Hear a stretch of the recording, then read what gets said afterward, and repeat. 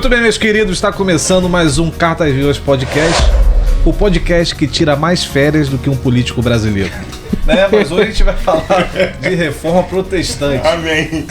E aí, Hanan, tudo bem com você? Tudo bem, cara. Tô com saudade de você. Viu com camisa de crente? É. Tu trouxe a minha caneca? Vem a Sua caraca. caneca. Sua caneca já tá ali junto com a sua carteira. Falando nisso, Minha caneca? já traz a carteira dele também, que eu vou... Já vai passar assim, Não, ó. só a caneca. Só de encostar, só. Enquanto chega a caneca, muito obrigado, Marcelo, por estar Prazer aqui. é nosso. Paulinho, muito obrigado. Eu que agradeço pelo convite. A gente não viu, mas vocês já foram apresentados, então... Paulinho tem a profissão de Jesus, né? É isso aí. Com E certeza. Marcelo é o homem de Deus. E aí, Mas- vamos lá, vamos começar. Vamos lá, o que é a reforma? Mas não é você que vai responder, São os mestres porque aí. eu não sei nada da reforma. Eu acho que tu também não sabe. Por isso que a gente chamou o Marcelo e o Paulinho. Quando eu tenho que saber, eu dou uma... Esses apresentadores são muito modestos, né? E aí, gente, o que é a reforma protestante? Fala aí, começa aí. Quem vai... Deixa o Marcelo começar pela idade, não porque ele é mais velho. Que ele é Tirei mais... até a barba pra parar de me chamar mas de você, vovô. Você é o cara que tá mais trajado de juventude, né, Marcelo? Uma pulseirinha descolada, né? Aqui a gente, ó. Camisa Eu florida. sou jovem há tem mais barriga. tempo do que vocês. Isso é Não verdade. tem barriga. Jovem ao cubo. Boa noite, gente. Prazer estar novamente aqui nesse espaço maravilhoso. Até compartilhava aqui com Hanaã, uma amiga minha, professora de São Gonçalo, me disse que um amigo dela, empresário, uma pessoa de posse, foi extremamente impactado pelo nosso podcast que falava, né, sobre a teologia da prosperidade. Diz que ele passou a pensar, repensar muitas coisas a partir das informações que nós Foi um demos. excelente episódio, né? Sim, e ela disse que passou a perguntar a ela várias coisas, questionar, porque tinha muito essa coisa da recompensa, aquilo que ele ofertava, ele naturalmente desejava receber. Então fica ressaltando aqui a importância do podcast. Mas Tava falando quase comprando as suas indulgências, né? de certa forma, Mas daqui a né, pouco a gente vai falar disso Daqui a e pouco. entra também. das neo-indulgências. É a forma protestante, como Daniel ressaltou, essa data importantíssima, né? Eu diria que é um marco histórico, né? E também da civilização, porque não só foi uma reforma cristã, uma reforma religiosa, mas ela acabou impactando boa parte que nós entendemos de mundo hoje. Então, como eu falo, assim como o apóstolo Paulo foi separado, foi doutrinado, foi ministrado, né, aos pés de Gamaliel. Da mesma forma, entendo como Lutero, da mesma forma, foi um homem extremamente preparado por Deus em todos os aspectos, que era a pessoa certa para cumprir Sim. aquela missão. E diferente de Paulo, ele estava no meio. Ele estava no meio.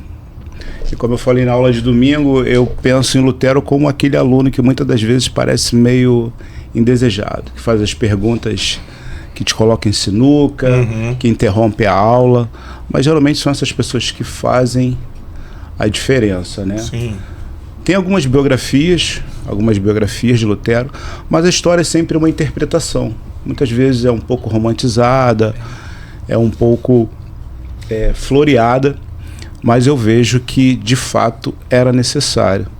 E uma coisa que vale ressaltar, primeiramente, é que a intenção dele não era de formar uma nova igreja, Sim.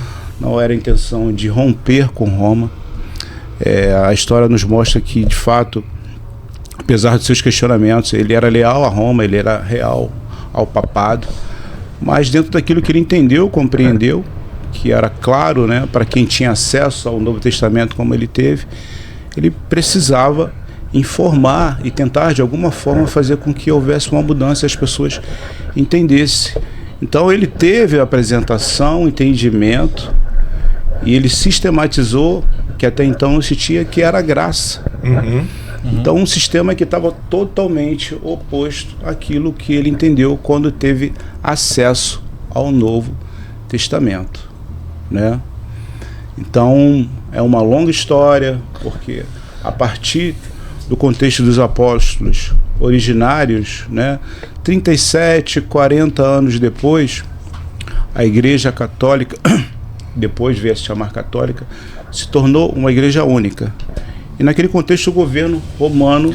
Você está falando da igreja primitiva. A igreja primitiva, a igreja os originária. 40 anos de Paulo ali, Sim. com Inácio de Loyola mais ou menos. E ali já começou, né, essa reformatação. A igreja de Roma. A igreja de Roma. A contra-história diz que não é um relato bíblico, né? Nós estamos até estudando o livro de Romanos, e no livro de Romanos e as outras cartas não diz que Paulo esteve em Roma. Mas a Igreja Católica diz que Paulo esteve em Roma com Pedro. Paulo esteve em Roma para ser julgado e para morrer. Então diz que Pedro esteve em Roma e a partir dali houve entendimento que ele era o chefe da igreja, a partir da passagem onde que Jesus diz para Pedro: apacenta minhas ovelhas. Sim. Então, assim, refutando isso, nós entendemos que o sistema de governo dos apóstolos era um sistema conciliar. Sim. Eles se reuniam, decidiam, elegiam diáconos, presbíteros, tomavam as decisões, enviavam as pessoas. Era um regime conciliar. Então não havia um líder. Pedro não era um líder. A igreja primitiva estava sob a gerência dos apóstolos. Mas a contra-história diz que Pedro esteve em Roma e que lá fomentou alguma coisa e deu entendimento de que ele seria um líder. E a partir daí houve a sucessão de um primeiro padre que nós entendemos, né, reformado, que se chamou Lino. Foi o primeiro papa, né, instituído pela igreja. Era o bispo de Roma depois de Pedro. Sim, era o bispo de Roma. Porque o que eu estudei assim, que eles falam é que a questão da sucessão da igreja de Roma começa por ser a igreja da capital do império. Sim. E aí os bispos que eram dessa igreja começaram a se tornar meio que por tradição os líderes de todo o cristianismo, né?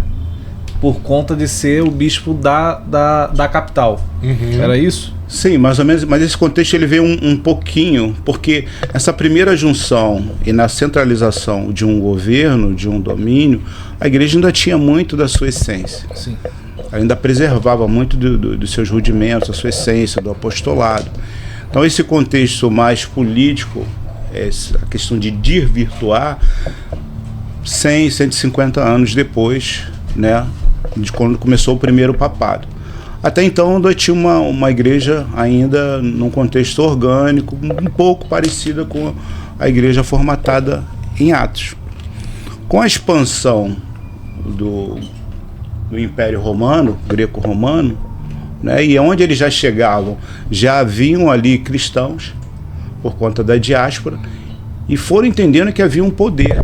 Eles chegavam, prosperavam, né, montavam suas igrejas, e aí nós temos aquele contexto histórico muito triste. Eles tentaram reprimir, matar, usavam os cristãos nas arenas como morte para causar um impacto contrário, mas aquela frase que a gente usa: quanto mais batiam, mais eles cresciam. E a morte, a opressão não foi suficiente para estancar a expansão e o poder que o cristianismo carregava em si. Exatamente. Essa questão de você ter essa pressão toda ali, quando está acontecendo aquilo em Roma contra os cristãos, faz a coisa aumentar.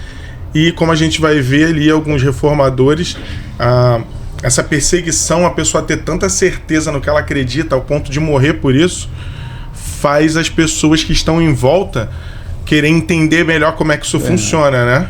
Justamente. Como é que isso funciona. Mas aí, você falou o que é a Reforma Protestante, mas a partir de que momento, Paulinho, a gente vê isso surgindo? E por que a gente começa a ver isso surgindo? Essa Reforma Protestante tem um início. E a gente vai falar mais um pouco. A maioria das pessoas pode acreditar que isso começa em Lutero, mas ele foi a pessoa que foi a cara da coisa. E a gente vai falar mais pra frente de outras pessoas que fizeram antes disso. Mas como é que começa a surgir? Porque as outras pessoas antes de Lutero indicavam coisas, né? Lutero também queria indicar coisas, como o Marcelo falou. A ideia não era sair da Igreja Católica. A ideia não era montar uma nova igreja, Mas a ideia era, vamos consertar o que está fora da Bíblia. Sim. O que não está de acordo com a Bíblia, a gente precisa consertar isso. Então, como é que a gente começa a ver isso surgindo e por que começa a existir esse movimento? Boa noite, pessoal. Um prazer estar aqui novamente. Nós vemos que, assim, cara, na história da igreja, nós vemos que a igreja, ela, desde o seu início, a igreja primitiva, ela foi marcada por muitas perseguições. Marcelo deu aqui exemplos dos cristãos que foram perseguidos, né, martirizados.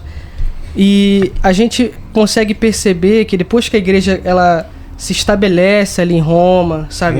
Os cristãos agora, eles, depois de Constantino, né, eles podem agora se reunir, eles têm essa liberdade religiosa. A partir de Constantino, ele bota como a religião oficial. É oficial de Roma. Não, essa informação é da seguinte forma.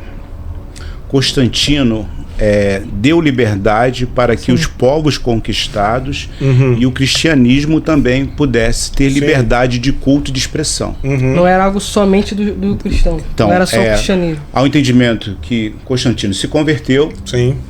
E aí ele, entendeu e deu liberdade de todas as religiões dos povos conquistados, onde Roma se estabeleceu, tinham liberdade de culto, né? Agora, a questão do cristianismo ser oficializado foi um pouco mais à frente, Sim. com outro imperador que de fato tornou, depois eu vou ver o nome dele aqui. Não foi o Constantino? Não. Constantino se converteu e permitiu que as pessoas praticassem, porque até então a religião era o próprio uma permissão, era o próprio imperador. Roma era o centro da atenção. Você adorava, prestava conta, idolatrava o próprio imperador e o Império Romano. Então ele permitiu. E aí, acho que 100 anos depois, que outro imperador oficializou, né, o cristianismo como religião oficial do Império Romano. Entendi. Continua aí, Paulinho. Aí, e a partir desse momento que a igreja, ela, digamos assim, ela começa a usufruir de uma liberdade, mas também de um certo comodismo. Porque você vê uma igreja que é perseguida, você vê uma igreja que... Né, posso interromper só para a gente pegar essa formação? Constantino 313, através do Edito de Milão, garantiu a liberdade religiosa. Né?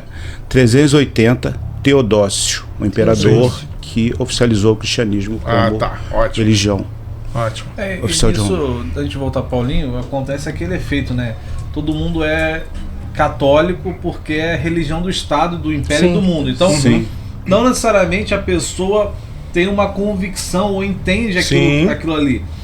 Foi meio que uma conversão de... uma conversão em massa. Documento, Sim.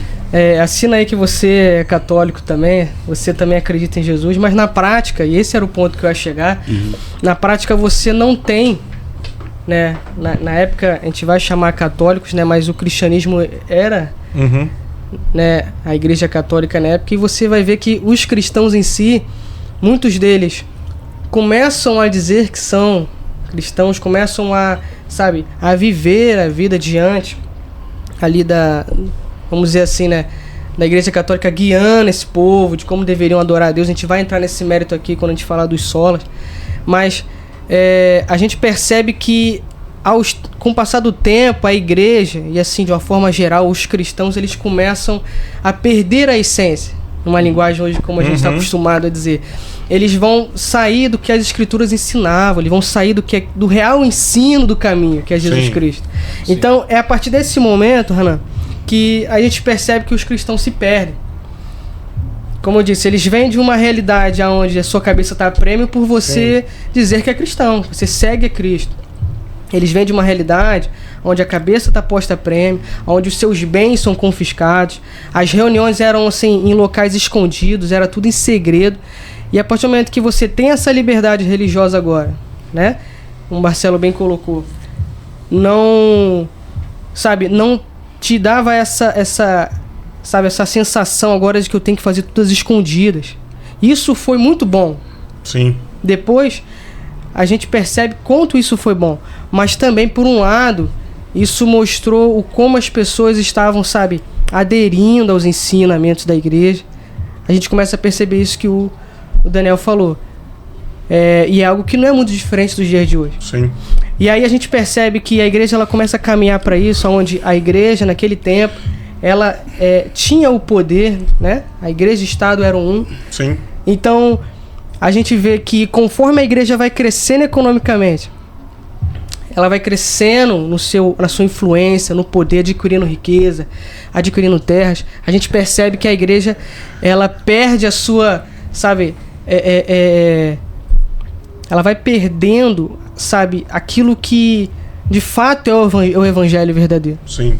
Ela foge disso. Então, quanto mais ela cresce economicamente, sabe, mais ela se corrompe teologicamente. Sim. E aí a gente começa a ver, é a partir daí que a gente começa a ver mais poder, tanto da igreja como instituição, né? Sim. E desse homem, do Papa, chamado como líder dessa instituição. Então a gente começa, a partir daí que a gente começa a ver o surgimento de essa autoridade, tanto da igreja como do Papa, ser maior do que qualquer outra coisa. O que ele falava Então, é a partir daí, Marcelo, que a gente começa a ver essa... Também. Sim. Há um entendimento até hoje, no conceito católico, que a Igreja Católica, eles desmerecem nós protestantes porque nós não estaríamos debaixo de uma sucessão apostólica. Uhum. Então, após que Pedro... que é um grande caô deles aí também, né? Eles estariam a partir da sucessão apostólica. Então, eles tinham poder, legalidade, autoridade espiritual para continuar fazendo igreja independente dos evangelhos que nós nos guiamos. Né? Da igreja matriz, do histórico, do legado de Jesus, da Bíblia que nós seguimos. Então, ao entendimento, nós seguimos uma sucessão apostólica e agora nós fazemos a igreja. Nós fazemos lei, nós fazemos liturgia, nós fazemos rito. Então, Roma começou a dominar o mundo e se levava o cristianismo. Então, a igreja deixou, primeiramente, de pregar o evangelho de uma forma espontânea e esse Teodósio, ele impôs o cristianismo, né? Constantino liberou para geral e ele não. Agora, ou se pratica o cristianismo ou você vai morrer. Mas a igreja católica não rouba a liderança da igreja nesse momento? Quando existiam os bispos da igreja e o imperador se torna o bispo de Roma, não existe um assalto ali? Acho que foi alguns dizem que foi de uma forma induzida, indireta, foi, né, aquele famoso chove não molha, foi chegando e de uma hora tomou o poder. Outros dizem que foi de uma forma mais inquisitiva, mais o que eu conheço assim, são documentos que falam sobre até mesmo assassinato dos outros bispos, né, bispos os apóstolos, né, que na verdade a igreja a tradição da igreja para de chamar os apóstolos em Paulo, né? Sim. E aí os bispos são todos perseguidos e assassinados e quem assume são a nobreza romana, né? Sim, já seria um movimento insurgente, já com uma visão de poder e de conquista, entendendo o poder que o cristianismo carregava, né, entendendo uma possível aliança com Roma. Mas a gente, assim, é difícil a gente encontrar literaturas que não sejam tendenciosas. Algumas vão romantizar, outras já vão colocar no contexto de capa e espada, guerra, corte de cabeça e coisas do tipo. Então, obrigou. Onde Roma chegava, conquistava, o cristianismo tinha que imperar. Não se podia praticar outra religião. Sim. Né? Aí, nesse contexto, a gente vem as cruzadas. A cruzada, para muitos, pode ser romantizada. Era uma investida dos soldados de Cristo para conquistar terrenos. Mas eles avançavam muito sobre povos que praticavam. Os árabes, nesse contexto também, temos a figura de Paladino, que foi um que conseguiu derrotar o avanço das cruzadas.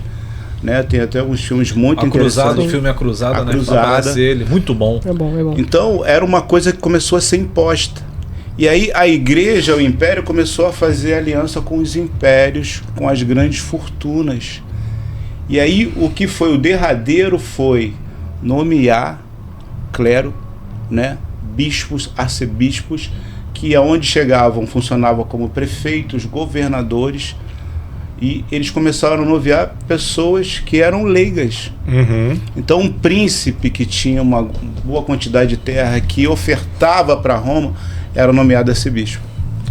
E a história diz que até alguns papas eram quase que leigos, porque eram oriundos de famílias influentes, católicas, que começavam a ofertar a igreja católica. Você assistiu aquela série Os Borgias? Eu não assisti todos, não assisti alguns Que episódios. fala um pouco, né, sobre essa realidade aí era um papa muito corrupto e tal. Sim. Ele era papa, mas tinha uma família. Né? É histórico, né? Já se sabe muito desse cara. O papa, acho que é o Alexandre VI. Mas você tinha essa questão do domínio litúrgico ali. E o que acontece, que você acredito que você vai falar, é que esses caras iletrados também eram as únicas pessoas que podiam interpretar a palavra. Sim. Sim. A Igreja Católica, ela tem 3 instituições soberanas, né? A tradição, a Bíblia e o magistrado. Só que na prática, porque a tradição ninguém representa, a Bíblia também ninguém representa, mas o magistrado são esses caras aí, eles até hoje funciona assim, é claro que hoje é diferente, mas tudo poderia ser interpretado de acordo com o que o cara quisesse ali. Não, continua assim. Mas só ele lia. Continua. Ele entende que uma vez que há uma ordenação, uma unção, eles são legítimos representantes. Agora não menos, mas naquela época eles eram irrepreensíveis. Né? Até brinquei na aula, o que eles falavam estavam falidos. Não tinha contestação. Sim. Né? Era um representante. E isso era induzido. Nesse contexto, nós tínhamos uma grande massa de letrados, pessoas que eram analfabetas, que não tinham o menor entendimento. Então apresentaram um Deus terrível, um Deus punidor, e que eles eram os representantes legítimos da igreja. E isso se disseminou. Sim. Então as pessoas viviam acuadas, achavam que o papado, que os cardeais, que os padres eram semideuses. Então não se tinha contestação. O que eles falavam era tido como lei. E mistificando tudo isso, né? Sim. Mistificando demônios, anjos de Deus que falaram. E a igreja foi tomando poder, a fogo, espada. Então, onde algumas religiões na Europa, né, ascéticas, algumas religiões, o povo da floresta, me faltou o nome agora, os nórdicos, foram massacrados, e muito do contexto que nós temos no Brasil, que eles maquiavam ou fingiam que se convertiam ao catolicismo, praticavam suas religiões, tanto é que elas são mantidas até hoje, por conta do domínio, da imposição e da força. Sim. E isso foi, a igreja foi enriquecendo. Então nós tínhamos um clero que vivia num contexto de nobreza, riqueza, Numa época de altíssima desigualdade. onde todo mundo era extremamente pobre. Sim. E aí, Pobreza. Sim. nesse contexto que eram induzidas as pessoas a doarem, onde as obras eram muito mais enfatizadas, não se falava de fé, nesse contexto que Lutero veio romper, nós precisamos alimentar os pobres, né? Se você não alimentar os pobres, você vai para o inferno. E é nesse contexto que as pessoas faziam doações, as famílias, coisas impensáveis. As famílias doavam fortunas para ter o privilégio de serem enterrados dentro de uma igreja. Sim. Né? Ainda tenho. Fui uma igreja aqui em Angra, uma igrejinha velha. Aí até brinquei com uma amiga minha, ela falou: você está em cima de um túmulo. Quando ela olhou assim, dentro do altar. Sim. Até a nossa tradição reformada também trouxe um pouco disso. O próprio Darwin foi enterrado dentro de uma catedral protestante. Quando você vai mostrando essa sequência, a gente vai entendendo de uma maneira muito mais simples o ponto que chega de a Bíblia perder a autoridade que tem. Sim. Até porque, uma, que não tinha tanta informação, segundo, que a pessoa lia da maneira que ela queria. Em latim. Isso aí. Que era uma língua que então estava ela tinha que interpretar extinção. o que ela tinha. E o pior, e as pessoas que não tinham nem noção, porque elas não sabiam nem ler em latim. Então, um papa que era analfabeto em latim, ele não tinha conhecimento de nada, o que ele escutasse, o que ele acreditasse, desse na telha dele, ele já levava aquilo. Então a gente começa a ver a deturpação. Sim. E começa a se desfazer o que a reforma vai começar a tentar retornar. Um plano de domínio e poder mundial. Sim, eu só queria, é importante pontuar isso, que até assim, ano 1000, alguma coisa, muitos países não eram conhecidos. Sim. Por exemplo, a série Vikings fala um pouco disso, né? Os caras chegando quem são vocês? São demônios. Sim. Né? A igreja, uma viagem da Noruega para a Inglaterra eram meses. né, num barquinho pequeno. Então, o mundo ainda estava sendo descoberto nesse sentido. Né? E eu até falando de Vikings de novo, é interessante que chegou acho que é na primeira temporada, estão invadindo lá a Inglaterra, aí o Ragnar pede para ser batizado. Aí o arcebispo lá fala assim, não, você vai pro inferno, você vai pro inferno. Só que o padre já tinha ensinado para ele assim, algumas coisas. Ele falou assim, não, mas padre, não é você que decide. Isso é interessante. Eram países extremamente pagãos, né? Extremamente pagãos, que foram obrigados, forçados a se converter ao cristianismo. Aí a gente, quando entra nisso, a gente está falando aqui, de novo, que Lutero se tornou a cara disso, mas antes de Lutero já existia gente trabalhando nisso. Talvez não estava no tempo certo, na hora certa, não tinha todas as oportunidades, mas eles já começaram a fazer, são os pré-reformadores, né? Sim. Eles não tiveram a visão completa como Lutero teve, mas eles já começaram a perceber esses problemas, né? Sim. E aí quem a gente consegue citar assim antes de Lutero? Porque as pessoas acreditam que Lutero um dia acordou e falou, meu Deus, tá tudo errado. Tá tudo errado, vou fazer uma reforma. Tá tudo errado. Mas Lutero, ele começa a enxergar isso ao momento que ele tem acesso ao Novo Testamento. A partir do Novo Testamento, ele começa a ver que tem coisas erradas, e aí ele vai se fundamentar nesses pré-reformadores. Sim. Né? Nesses pré-reformadores, porque coisas estão acontecendo. E aí quem a gente pode citar de pré-reformador que já estava mostrando, dando sinais ali para o que Lutero ia fazer lá na frente? Tem um exemplo muito interessante que o próprio Marcelo ele traz na aula ontem, no domingo. Ele fala sobre os valdenses. Sim. Que é um grupo, né, Marcelo, que é liderado por Pedro Valdo, né? E assim, esse grupo, né, esse grupo assim que são um dos primeiros a bater de frente, trazer oposição à Igreja Católica na época, de discordar, né, não de todas dos 7 sacramentos da Igreja, mas eles discordam de 4 sacramentos da Igreja. Eles vão só concordar com o batismo. Sim. Eles vão só concordar, por exemplo, com a Eucaristia, que seria a ceia, como nós entendemos hoje. Sim. Eles vão só concordar com algumas coisas, entende? Então, esse grupo, eles são muito caracterizados pela aquele voto de pobreza, né? Aquela vida simples.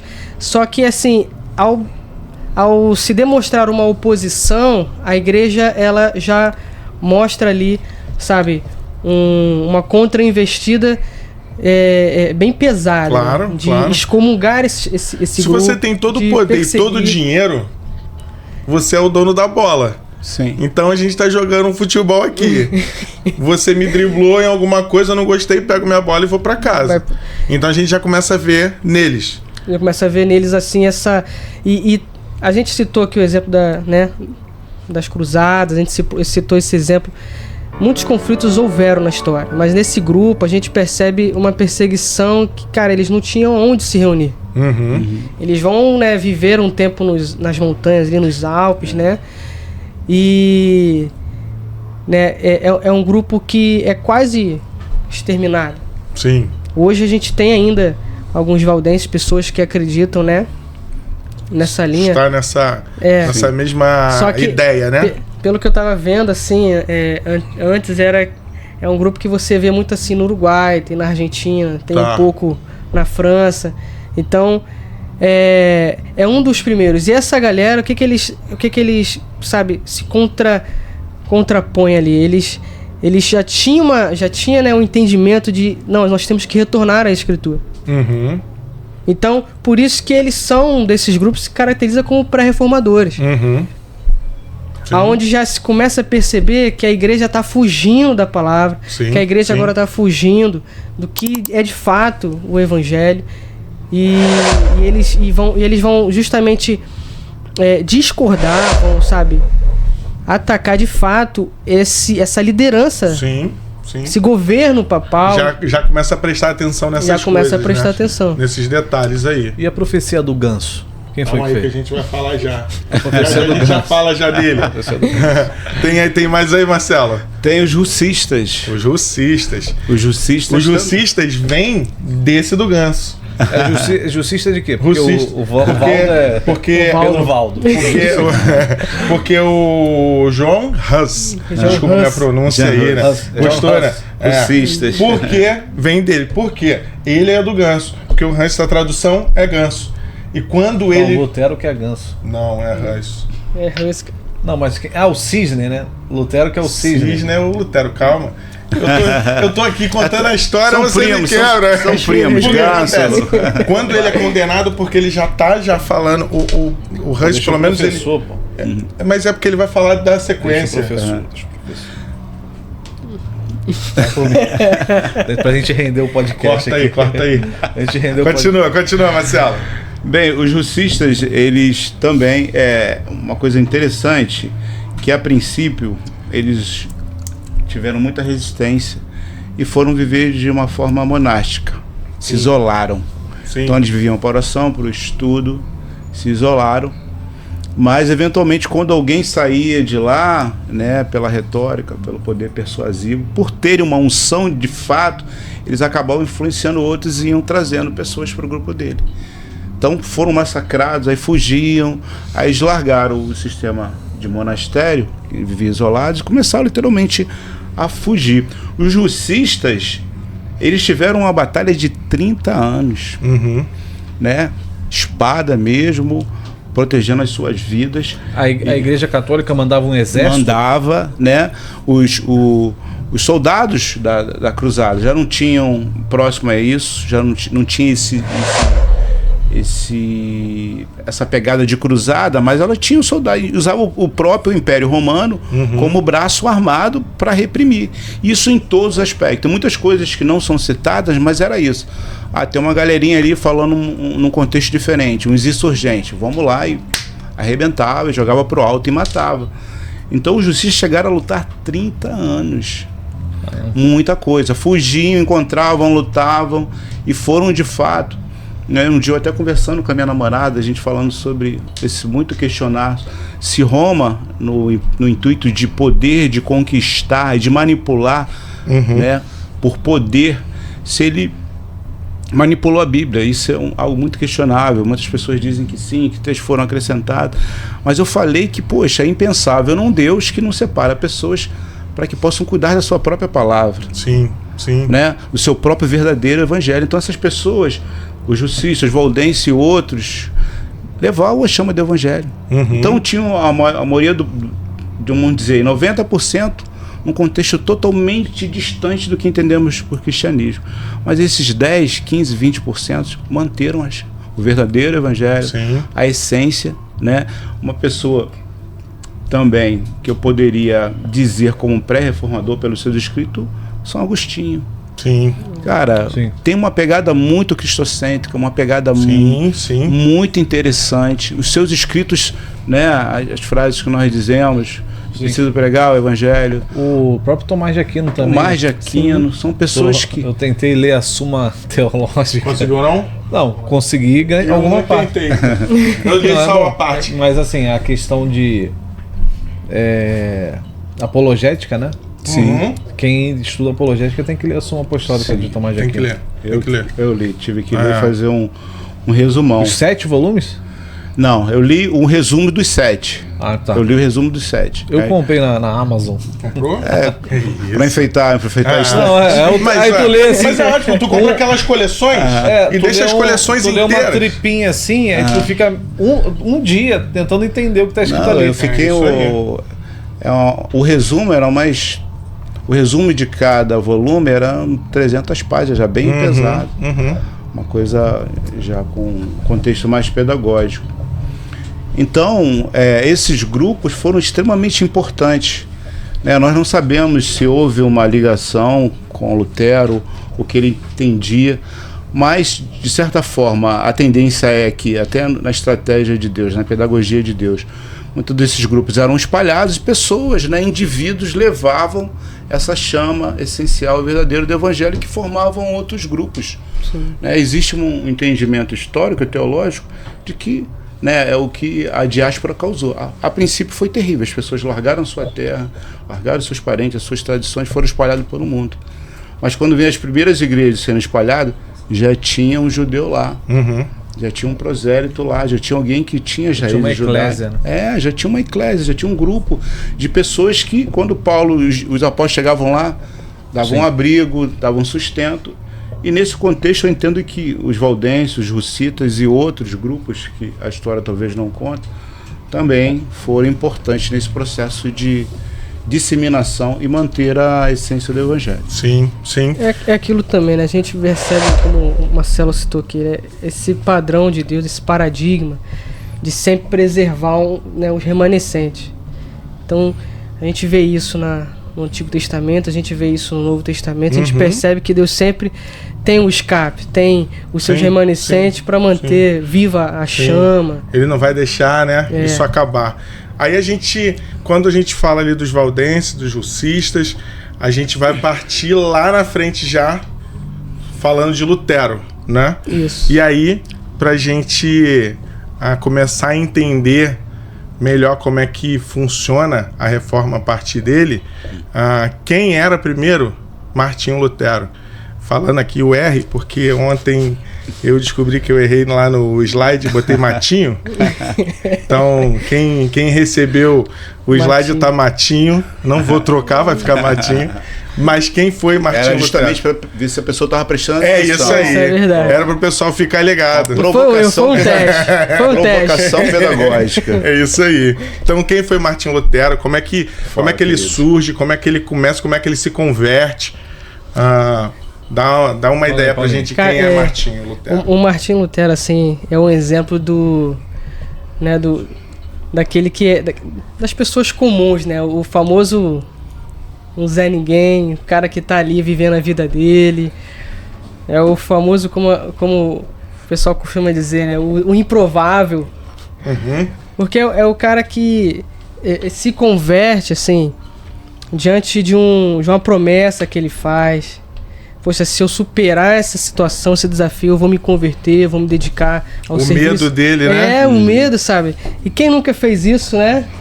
Várias pessoas na história do desespero. Como diz aquela filósofa contemporânea, pastora Patrícia, quem nunca? Quem nunca, né? Verdade. Quem nunca? Verdade, né? Então, na hora que o avião tá caindo, né? Todo mundo pergunta se existe um Deus, né? Aí nessa hora a gente vira o melhor cristão do mundo, né, cara? E aí, diante, né, do medo, diante, sabe, desse cenário, assim, o cara se converte, cara. Sim. Então é um cara improvável, um cara que a partir daí ele dedica a sua vida à igreja. Ele já era alemão, ele era alemão. Alemão. E aí ele se torna um monge, né? É um cara que, sabe, dedicou a vida, né, ao catolicismo, ele estudou. Então você vê que foi um cara que se tornou professor. Sim. Ele era formado em grego, hebraico. Sim. E depois ele vai então se formar também no Novo Testamento. Marcelo citou que ele vai estudar o Novo Testamento, e aí é de fato quando ele, sabe, tem esse encontro, né? Sim. Eu gosto de dizer que é esse encontro com Cristo, e gosto de fazer um paralelo quando Paulo se encontra com Jesus, né? Então, tudo bem que Lutero não estava num contexto de perseguir os cristãos. Sim. Mas é um encontro, cara, tamanho. E esse encontro é a partir do momento que ele escuta aquilo, né? Cara, o justo virá por fé. E era um cara que tinha muitas crises, e muitos vão dizer na história que a crise dele, né? Os problemas que ele tinha, preocupação. Emoção. É emoção. O problema que ele tinha, assim, as preocupações que ele tinha, as crises que ele tinha, muitos vão dizer que eram morais. Sim. Alguns vão dizer, não, cara, eram crises, assim, com relação às suas frustrações religiosas, frustrações espirituais, por ser um cara que não conseguia, vamos dizer assim, viver uma vida de santidade. Mas, na verdade, quando esse cara, em meio às suas crises, é mandado ali, sabe, pro monastério gregoriano, né? Sim. Cara, ele tem um encontro com a palavra que transforma a vida dele. Sim. E ali é onde, sabe, é a faísca, ali é onde começa, de fato, uma transformação na vida de Martinho. Sim. Então, sabe, é um cara que ele era um excelente católico, cumpriu o seu papel, Era fiel a Roma. Era fiel a Roma, era fiel aos seus líderes, né? Sim, ao padre, ao Papa. Um cara que todo dia ia no seu confessionário, ele ia confessar e chegava ao ponto de ser chato pro padre que ia ouvi-lo. Então, era um cara que ele era intenso, extremamente, sabe, dedicado aqui. Sim. E ele começa bem novo, né? É o que? 21, 22 anos, alguma coisa assim, que ele vai entrar mais ou menos nessa... no monastério para ele servir ali. E isso é muito legal porque a gente vê um homem totalmente dedicado, que conhece, quer conhecer a Deus, e quando a gente... Pelo menos dentro da história dele, o que a gente conhece é que quando a gente quer fazer com a força do nosso braço, não vai dar certo, não vai né? dar certo. Sim. Enquanto ele não tem um encontro verdadeiro, mesmo estando no monastério, enquanto ele não tem um encontro verdadeiro com Deus, não adianta ele lutar com a força do próprio braço. Sim. E eu acho que quantas pessoas não estão na igreja hoje, porque tipo, tô passando por uma dificuldade do jeito que ele tava, e aí ele faz aquele apelo na hora do desespero, aí você tá na igreja, mas infelizmente, por mais que você venha todo domingo, venha terça, venha quinta, né, venha para a escola bíblica, você ainda não teve um encontro com Jesus, né? E aí a gente começa a ver isso através da vida dele, né? Pô, imagina, só um minuto, imagina, cara, fazer o máximo dele ali, se dedicar e ainda assim viver frustrações. Sim. Né? Eu acho que a gente poderia contextualizar para os dias de hoje. Uma pessoa que, sabe, ela vem à igreja, como você falou. Uma pessoa que ela até ore, até jejue, mas parece que as coisas não estão acontecendo. Sim. Então a gente está usando o exemplo de Martinho Lutero, cara, um cara que vivia essas crises e ele não conseguia entender. Sim. Ele não conseguia entender, cara, eu não quero fazer esse mal.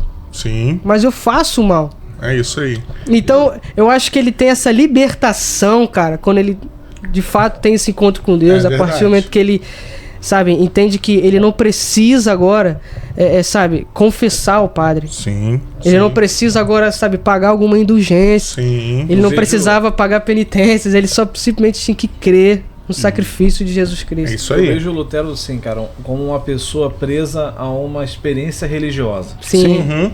Sim. Como alguém que quer, assim, a história da vida dele parece alguém que quer conhecer aquilo que é eterno, só que ele conhece ali um sistema. Né? Ele conhece ali, você tem que fazer isso, você faz aquilo, você tem meta, você faz X, Y, Z. E ele se depara com, tipo, cara, nada disso supre... A minha performance não foi suficiente. Nada disso supre o vazio que tem em mim. Eu faço tudo que eu posso fazer. É a realidade de muitas pessoas hoje, que, até mesmo em qualquer igreja, pode, que eu acho que não é culpa da igreja também. Eu acho que é culpa de como a pessoa recebe isso.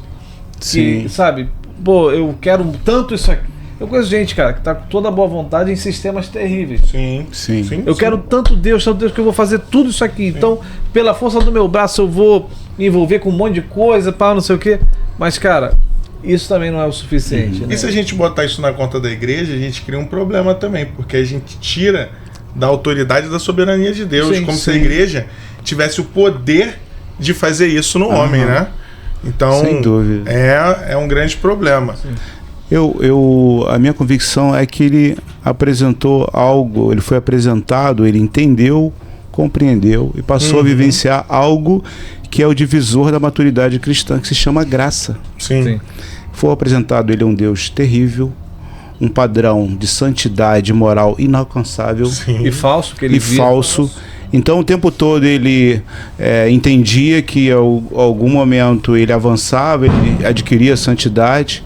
Né? O filme é muito bem retratado porque ele se questiona, mas eu sou impuro, eu sou lascivo. Muito bom esse filme, né? O cara queimando a mão, o padre. Isso. E ele nunca iria alcançar aquele entendimento de que uma vez que você pensa que você deseja, né, que nós temos, que a graça nos faz entender, eu penso, eu desejo, essa é a minha natureza, essa é a minha humanidade, mas eu não pratico, porque eu amo esse Deus. E quando eu praticar, eu sei que tem um justificador. E a graça vai nos abraçar.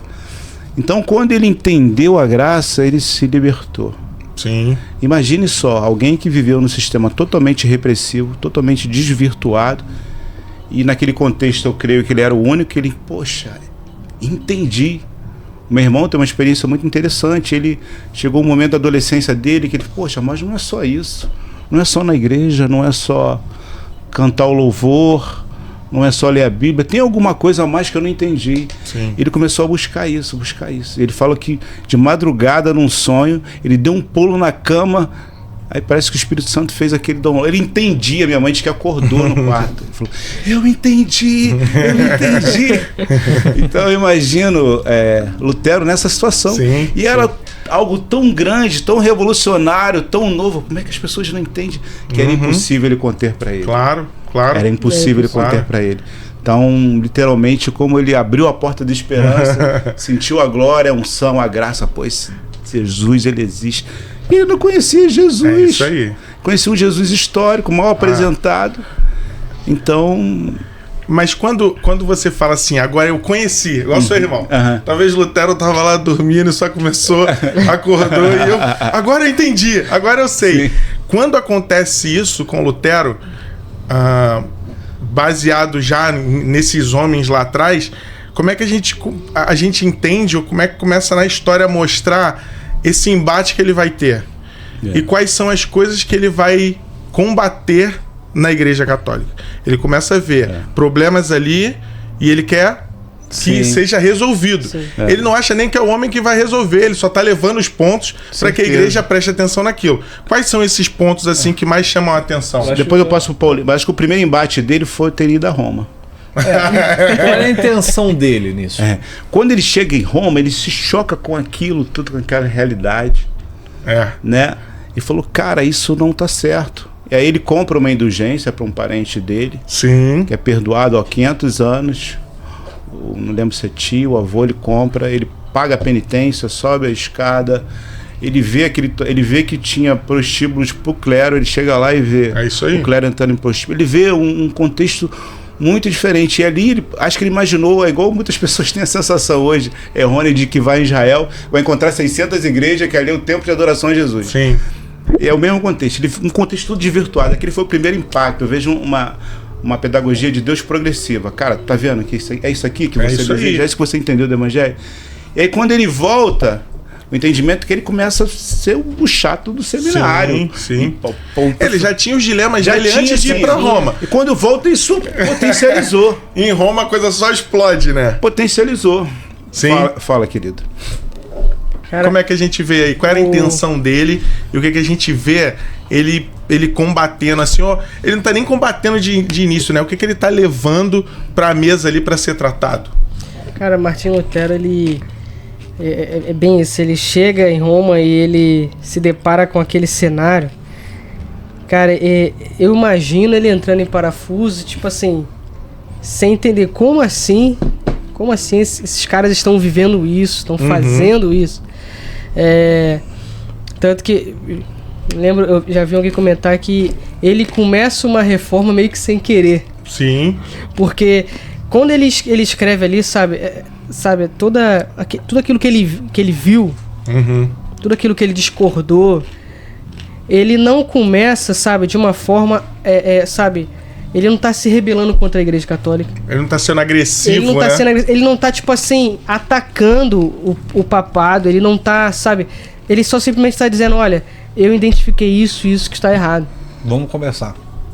Olha só, isso não pode acontecer. Então você vai ver ali que nas 95 teses, quando ele escreve, na verdade ele nem separa como 95 teses. Ele entrega diretamente, né, pro líder, fala, vamos dizer assim, nos dias de hoje, era como se fosse, vamos trazer para uma realidade da igreja protestante, era como se tivesse um membro, sabe, e acabou de ter esse encontro com Deus e a pessoa tá tão cheia ali de Deus e ela começa a ver coisas erradas e ela pega, eu tenho que levar isso pro meu pastor. Eu acho isso muito bacana. Porque... Ele há esse respeito ainda com, sabe? Sim. Com a liderança. Olha só, isso aqui tá errado. Ele envia a carta, sabe? O líder dele, vamos dizer assim, o líder dele lê, cara. Então é um cara que começa sem querer a reforma. Pode falar. Escuta só. O ano de 2024, no meio evangélico, foi marcado também por o desembolhar, assim, uma atenção a muitos escândalos no meio da igreja. Sim. E muitos dos caras que são a voz disso e tudo mais se colocam meio que tipo, não, porque a gente tá fazendo, nós somos reformadores desse tempo e tudo mais. Só que, cara, a gente pode fazer um paralelo entre eles e Lutero, entre eles e Calvino, esses caras, porque eu acho que hoje existe mais uma questão de exposição e pregação do próprio Instagram do que necessariamente uma... cara, vamos desviar o curso aqui, vamos voltar pro centro do evangelho em paz. Sim. Pô, os caras já chegam, vê alguma coisa errada, já primeira coisa que faz, um vídeo no YouTube.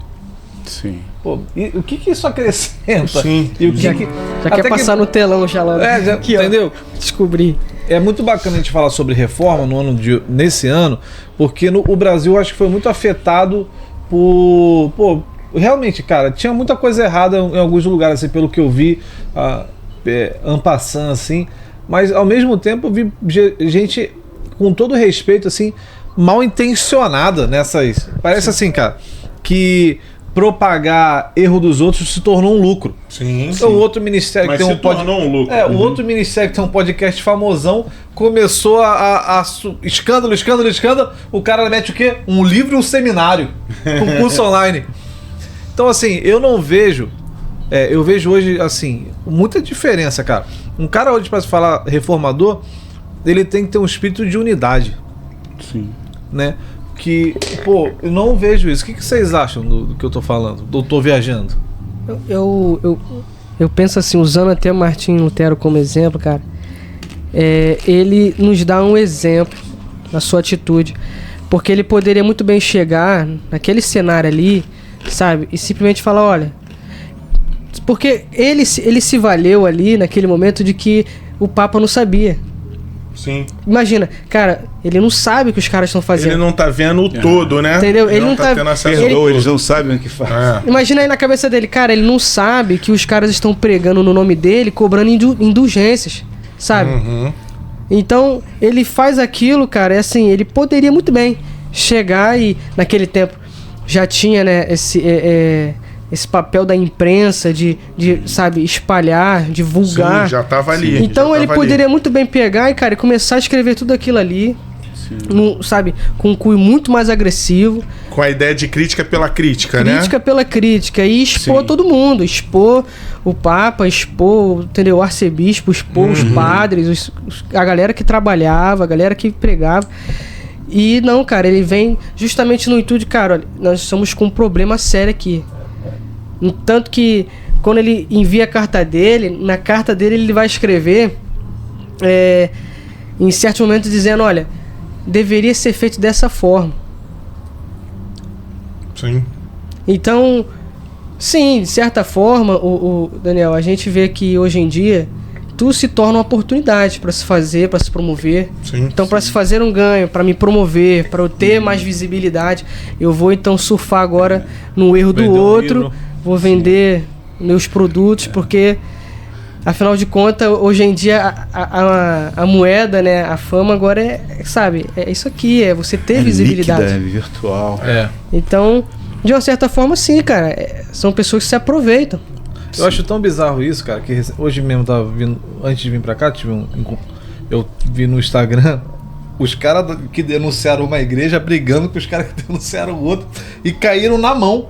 É isso aí. Eu falei, meu Deus do céu, cara. Tipo, os caras estão brigando aí. Outro dia eu vi um pastor e ele falou uma coisa muito simples, uma observação que a gente muitas das vezes não tem. Você vê os católicos fazendo isso? Não fazem.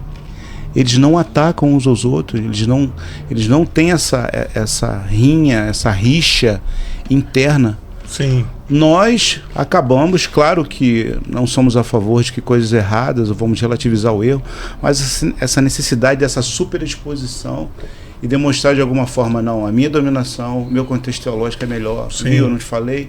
Sim. Os católicos não fazem isso. Mas assim, quando a gente pensa... Temos questão de fazer... denunciar nossas próprias coisas de uma maneira leviana e... Essa é uma das críticas do protestantismo.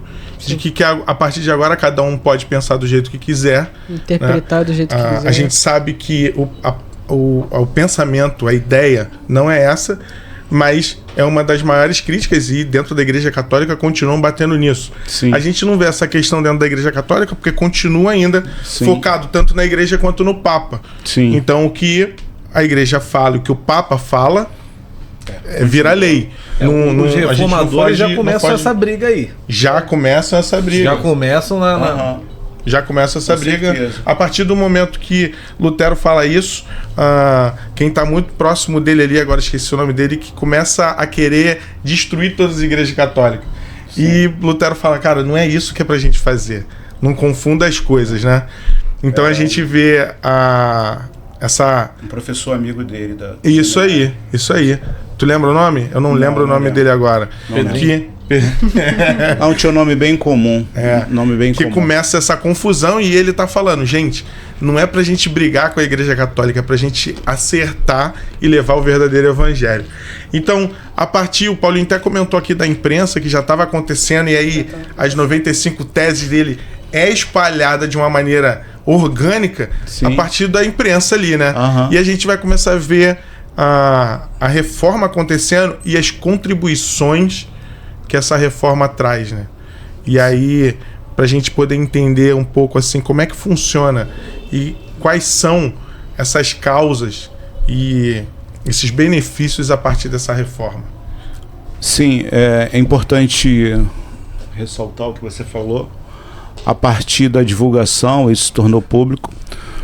Lutero é convocado a Roma diante da sua argumentação, da sua retórica, da sua base bíblica. O Papa não teve como condená-lo. Ele saiu dali do tribunal. Eu não sei se é história, porque às vezes, como eu falei, no sentido de romantizar, dizem que ele foi para Roma. Os amigos, não vai, você vai morrer. E diz que ele foi no caminho cantando Castelo Forte. Não sabemos se isso é... Se isso é verdade ou não. Se é verdade, né? Ou não. Esse foi o jejum de Worms? Dessa forma. E aí ele volta, né, que era o senhor feudal da localidade dele, o protege, dá uma guarida para ele, e aí começa essa revolta. Sim. Começam a espancar padre, a queimar a igreja, né? Então, dentro daquele extremismo que geralmente acontece. As pessoas, eu tenho certeza que o que Calvino pregou em relação às suas teses, ela foi extremamente dimensionada. O que Sim. Darwin pregou, Darwin era cristão, foi enterrado na catedral.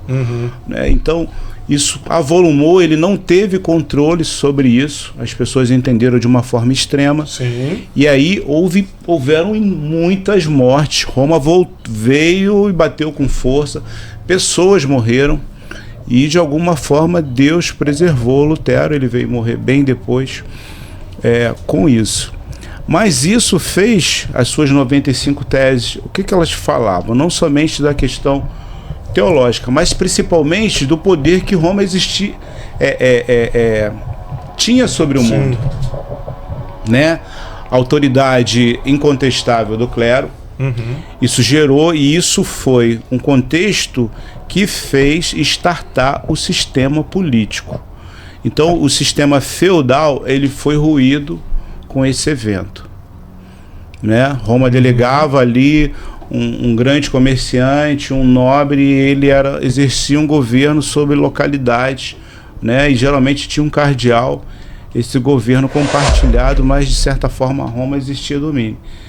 E aí, em função da quebra de arrecadação, porque se arrecadava muito. Chegava nas praças e é tipo as campanhas que nós vimos hoje. Sim. Campanha para cura, campanha para salvar o seu ancestral, tirar ele do purgatório, né? Ele está no limbo, 500 anos de perdão. Então Roma foi perdendo poder, até porque foi perdendo o poder de arrecadar. Então foi gerando uma revolta, uma revolução que se ampliou de uma forma que não se tinha entendimento. Até porque a intenção primária não era romper. Mas uma vez que se rompeu, e as pessoas começaram a ler, entendeu? Autoridade papal, né? Quanto à liturgia. Sim. O uso de santa. Havia um comércio de imagens poderoso da Igreja Católica. Da arte sacra, das indulgências. Muitas pessoas viviam em função disso. Então, foi remodelando o comércio, o modelo de governo, né, passou, até estava conversando com a Úrsula hoje, não uma democracia em si, mas algo que startou, que deram direitos aos cidadãos. A ciência também A avançou ciência. Então o estudo era praticamente regido, tanto no contexto primário, secundário e universitário, era regido pela Igreja Católica. Sim. A partir desse evento foi onde startou as primeiras escolas públicas. Então só a nobreza estudava, porque era caro e eles podiam, né, bancar e doavam a Roma. Tinha uma parada também do estudo não poder contrapor o que a igreja certeza. falava. E aí o Era- cara não podia inventar um telescópio que visse assim que o planeta era redondo. Galileu foi condenado à prisão perpétua, não morreu na fogueira porque era muito influente, mas foi condenado à fogueira, foi condenado à prisão perpétua. A igreja pregava que o mundo era chato.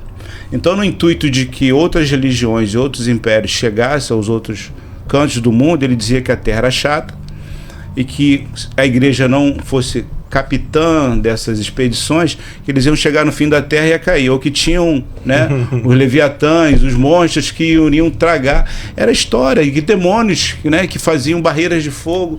Então havia toda uma mistificação. Uns mitos assim, Mitos absurdos em relação a isso. Existem escritos eles assim, tipo assim, como é que surgem os ratos? É porque se você botar uma roupa estranha, vai aparecer. Tinha uma parada meio louca assim. Sim. Era o conhecimento que a pessoa também tinha e começa a ter esse folclore, essa história fantasiosa ali por trás, né? Estava lendo hoje mais cedo, só na Alemanha morreram 25 mil pessoas pela Inquisição. A maioria sabe por quê? Bruxo ou bruxa. Se pegasse você na tua casa fazendo um chá, você era bruxo, cara. Ia pra fogueira. Tua filha nascesse com cabelo ruivo, ia pra fogueira. Meu Deus do céu. Umas coisas absurdas. O né? ruivo, quem era ruivo? O cabelo vermelho, é cabelo de fogo, do diabo. Caramba, na Escócia então morreu todo mundo.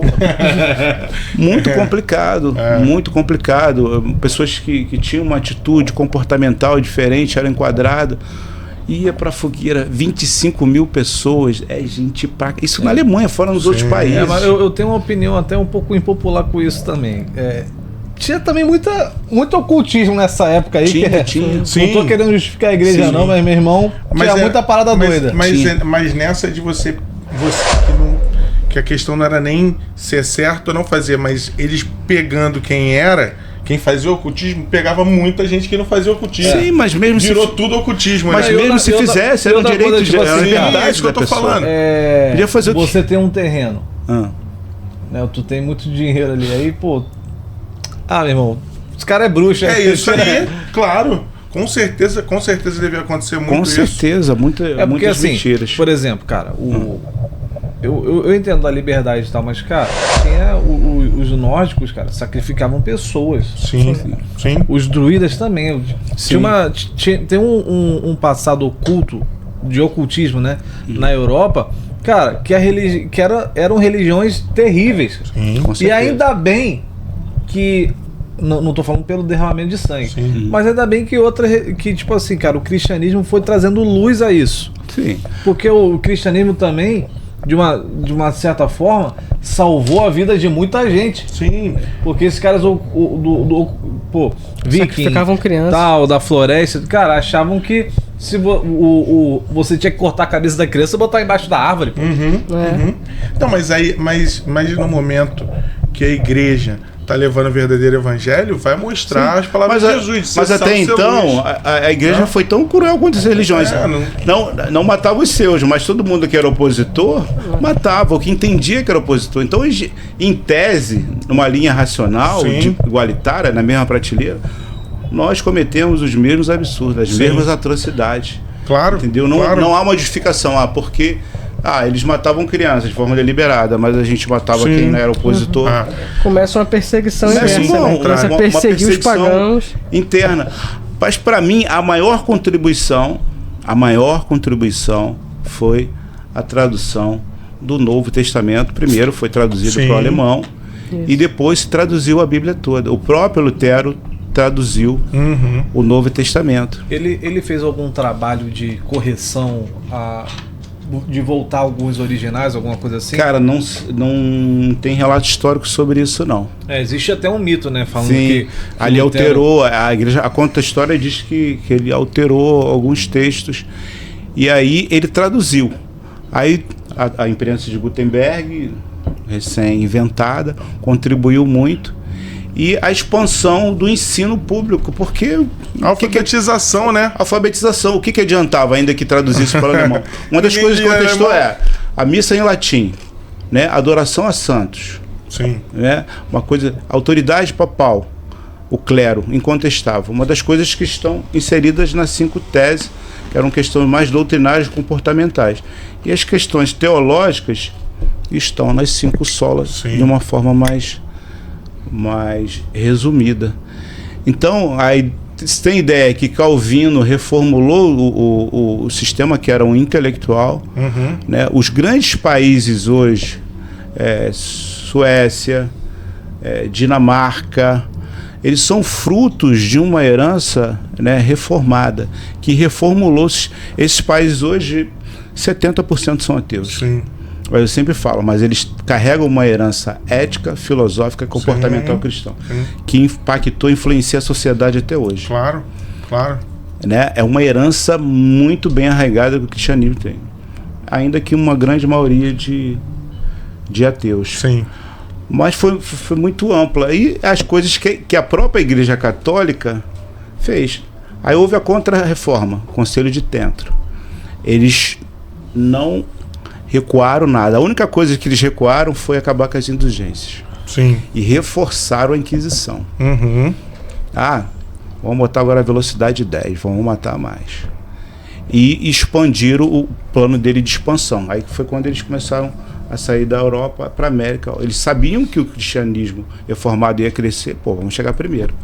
Aí começaram a avançar na Europa Ocidental, onde eles têm berços muito sólidos, que são Espanha, Itália e Portugal. Sim. Onde eles investiram em massa e hoje lá o catolicismo continua. Ainda as igrejas evangélicas são a minoria. Quando você fala assim de maneira resumida nas 5 solas, como é que a gente consegue entender esse resumo ali nas 5 solas e qual era o papel, né? Você falou sobre a indulgência, sobre o Papa, sobre o poder da igreja. E aí, a partir disso, as imagens, a gente começa a ver que as 5 solas vêm para dar essa base teológica dos erros que já eram vistos há muitos anos, né? E aí, vamos falar um pouquinho dessas 5 solas, de como é que elas funcionam, por que elas foram feitas e como é que uma acaba se ligando à outra ali.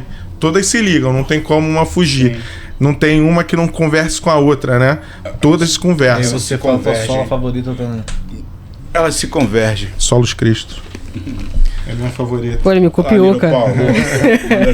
É porque a Solos Cristo eu só não vim porque tava pra lavar. Tu tem uma camisa de cada? Tu tem as 5? Tem 5. Aí, você tem a camisa da igreja? A Reforma podia... A Reformada podia patrocinar a gente, hein? Isso é uma marca? É. Reformada? Reformada. Bem. Tenho da... Olha só, da igreja eu também tenho... Camisa Igreja Cartas Vivas. 100% algodão. Da igreja eu também tenho essa malha é muito boa, vou te falar. É boa. Eu tenho várias camisetas, mas essa aqui é minha favorita. A que eu mais gosto é aquela rosa. Também. Que tem o Espírito Santo aqui no meio. Aquela rosa é muito boa.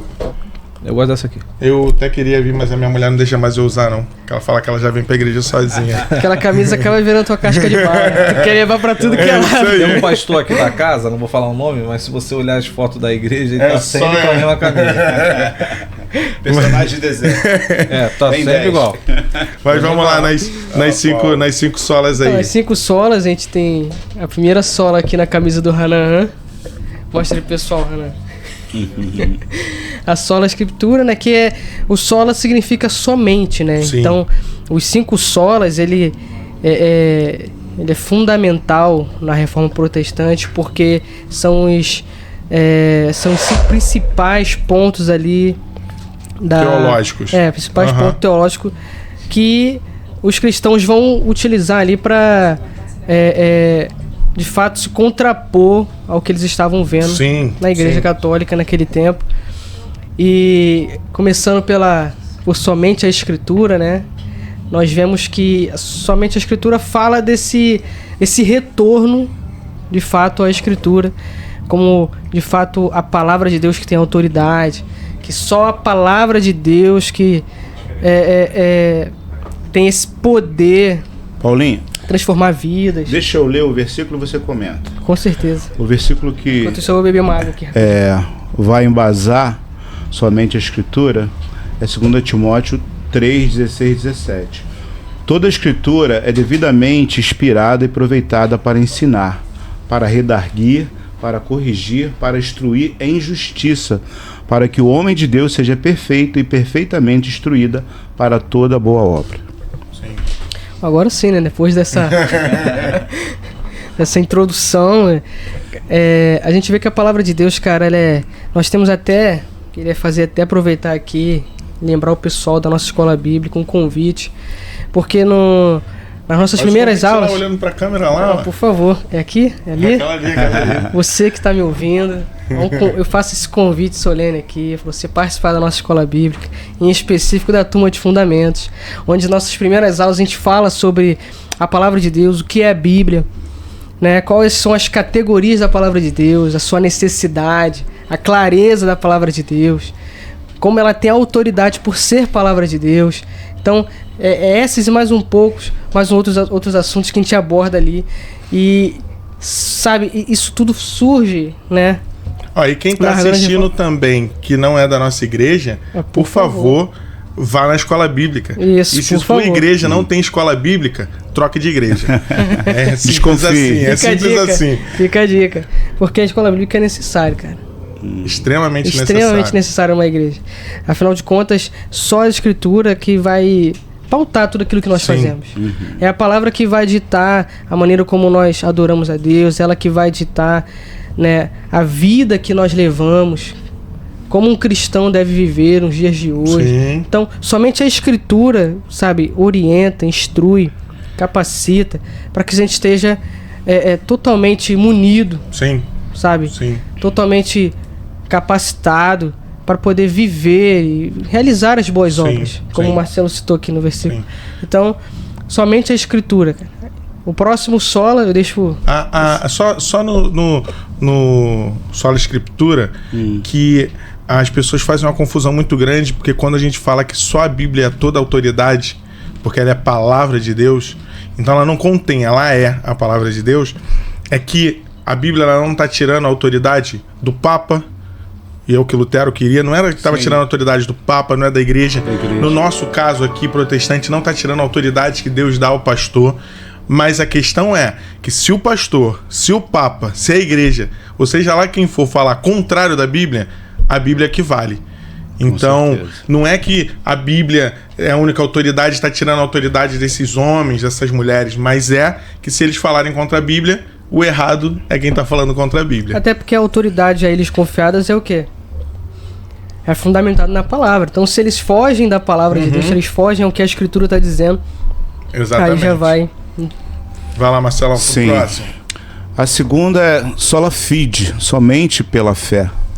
A fé é o instrumento, é o duto que nós nos achegamos a Deus. Eu sempre gosto de falar, ainda que venhamos ter o entendimento de Armínios, né? Onde nós nos achegamos a Deus, ou no contexto calvinista, que Deus nos encontra e se achega a nós, o instrumento é a fé, né? Aí as pessoas, poxa, mas no contexto calvinista, como assim? Então, há o entendimento de que as pessoas seriam separadas, teriam o selo, e o despertamento, onde elas vão ter o encontro com Deus, é gerado, estartado pela fé. Então, o versículo que embasa, né, está em Romanos 5:1. Tendo sido, pois, justificados pela fé, temos paz com Deus por nosso Senhor Jesus Cristo. Justificados, perdoados, aceitos e anulado todo o nosso pecado a partir desse encontro. Sim. Então, há um entendimento pela Igreja Católica de que sem a Igreja não há salvação. Né? Então, nós entendemos que a partir do sacrifício de Cristo, né? Nós temos livre acesso. Nós não precisamos de uma instituição, nós não precisamos de homens, nós não precisamos de nada. E nesse contexto é muito interessante a gente ouvir testemunho de pessoas que foram alcançadas de formas... Tenho uma amiga que ela um dia começou a pensar na vida. Poxa, eu vou morrer, para onde eu vou? O que acontece? A vida é complexa demais para acabar quando nós fechamos os olhos. E ela foi e começou a ler os evangelhos. E ela virou um dia lendo os evangelhos. No final do dia ela ligou para uma amiga e perguntou: você é crente? Eu quero ir na sua igreja. Então, essa leitura, esse questionamento gerou fé que fez com que ela tivesse esse encontro com Deus. Sim. O terceiro. Próximo sola.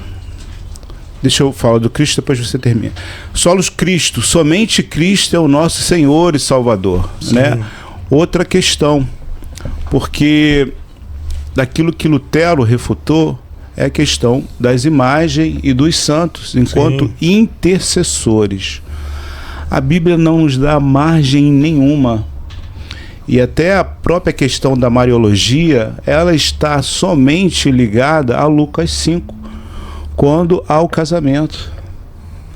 Né? Então, essa intercessão de Maria, que intercedeu para que Jesus intervesse sobre a festa, né? No primeiro milagre relacionado, de que aí daria autoridade espiritual para que ela fosse uma intercessora.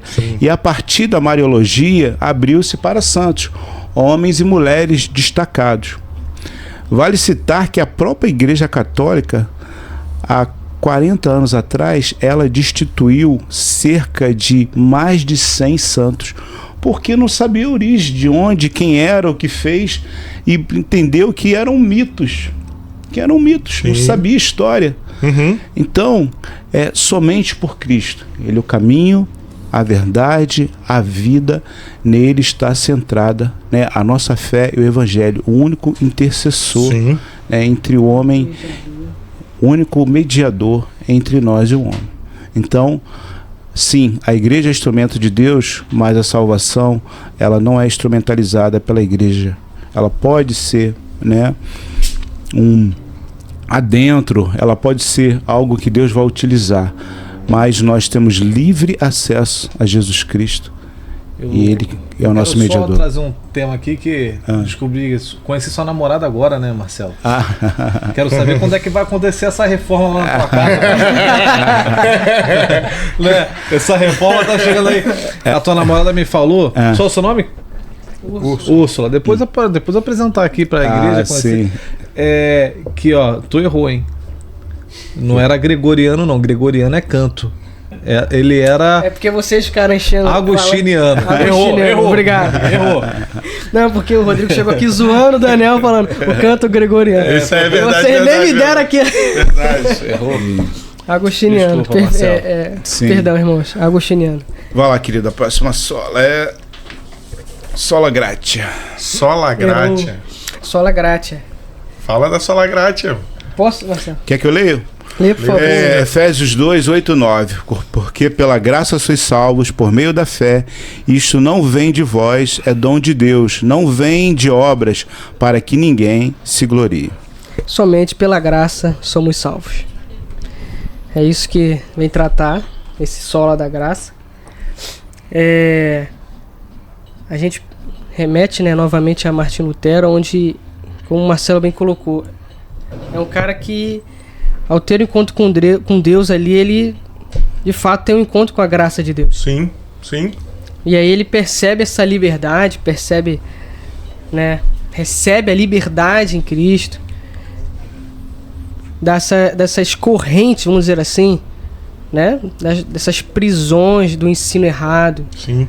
Entendeu? Então, nós vemos que a heresia, o ensino errado, tudo isso, e essas pessoas, como o Daniel bem colocou, que vivem presos, sabe, ao rito religioso, elas estão cativas. Então a graça, ela vem trazer uma liberdade para essas pessoas, que a vida de fé, a vida com Deus, ela não tem um fardo pesado como está sendo para essa pessoa. Sim. Então ao conhecer, sabe, que somente a graça, somente pela graça de Deus que somos salvos, cara, isso é libertador. Sim. É um fardo leve, é um fardo suave Sim. sobre a vida do cristão. Verdade.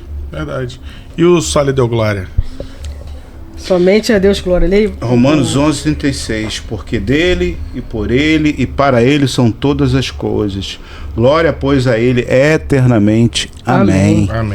Amém. Somente a Deus seja a glória. Aí só tem crente aqui, viu? Todo mundo deu amém, cara. Quase um coral aqui, né? Amém. Mas assim, o Paulinho tá na cola ali. Pô, só agora que eu botei na cola, ele veio já, né? Eu tô desde o começo aqui assim, ó, com o celular desligado. Eu vi recentemente um vídeo do RC. Eu gosto muito do R6 Pro. Pra mim, eu acho que ele é dos caras da atualidade, falecido, né? Sim. Pô, vim aqui direto, brother nosso. A gente chamava só de R. Que ele fala muito sobre a questão, tipo, da salvação vindo de Deus, né? É por isso somente a graça, porque você não é participante dela. Sim. Não é participante. A gente, aí pela fé, ele vai fazendo, respondendo os esquemas, e assim, eu acho que o pensamento de reforma tem que estar muito presente hoje. Uhum. Porque assim, cara, o ser humano, ele vai sempre se colocar no lugar de Deus, seja em qualquer movimento. Sim. E trazer a mentalidade, novamente, de cara, que isso não depende de nós. Sim. Que não é por nós, que não existe não existe a régua de unção. Sim. Que não existe, sim. cara, você pode ser o mais espiritual, ou a pessoa que, cara, teve um encontro ou apenas um desejo por Deus, cara. A fé, a graça mediante a fé é capaz de operar todas as coisas. Isso Sim, é importante a gente trazer hoje em dia. É verdade. De suma importância, né?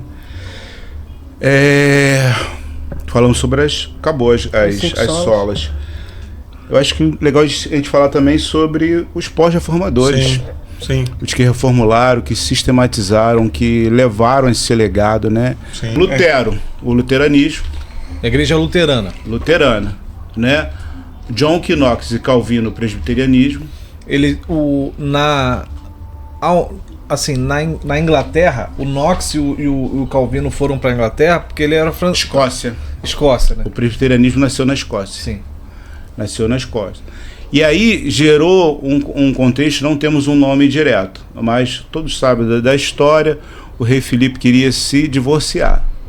Ele era católico, ele não podia se divorciar por questões de reino, fortuna e divisão de terra.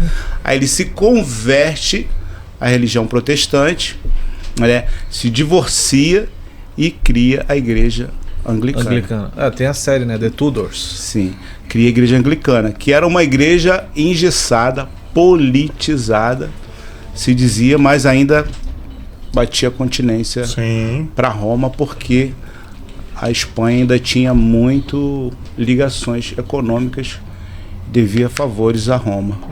Né? Aí a partir da linhagem presbiteriana, um pouco mais, nós temos os batistas. A história dos batistas é muito bonita, né? Que eles estão lendo lá sobre o batismo. Sim, eu até falei, eles estão no movimento moraviano, foram precedentes, dali alguns foram para alguns lugares mais isolados e ali eles se concentraram em parte da Europa. Do contexto, qual a igreja que eu falei? Da Inglaterra, a Anglicana. Dali nós temos um tal de John Wesley. O John Wesley era anglicano? O John Wesley era filho de ministro anglicano, nasceu dentro de uma paróquia, o pai dele era pastor, e ele foi para o seminário, e acho que vocês já sabem que ele se destacou, e o nome metodista, na verdade, era um apelido, porque ele era extremamente metódico. Ele acordava às 5, orava 1 hora, lia 2 horas, ele passou a ter sucesso, ele tirava as melhores notas, ele começou a ter destaque. Aí pessoas começaram a seguir a metodologia dele. E aí, os metódicos, os metodistas. E aí ele gerou esse movimento, ele foi ordenado ministro anglicano, rompeu com o sistema, começou a viajar o mundo. Teve com os puritanos, foi para Inglaterra, foi para América, visitou, né, aquele movimento puritano da América também, da caixa de cereal, como é que é o nome?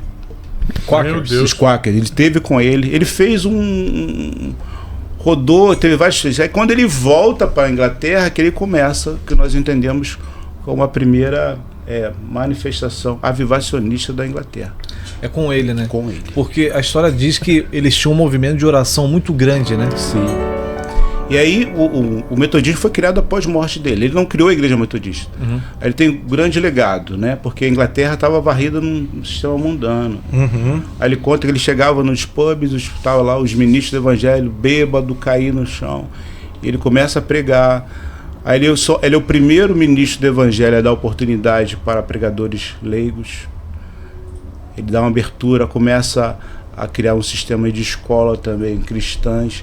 Então tem uma grande influência. É a partir dele que começam alguns movimentos de expansão da criação do evangelho espalhado para outras nações. Sim, sim. Esses são os principais. Aí a partir daí, né, vai ampliando. Proliferando. Os congregacionais também ali nesse movimento. Até quando eu fiz minha última pós, em 2007, no Brasil, 8 denominações registradas por semana. Registradas. Fora as que não são registradas.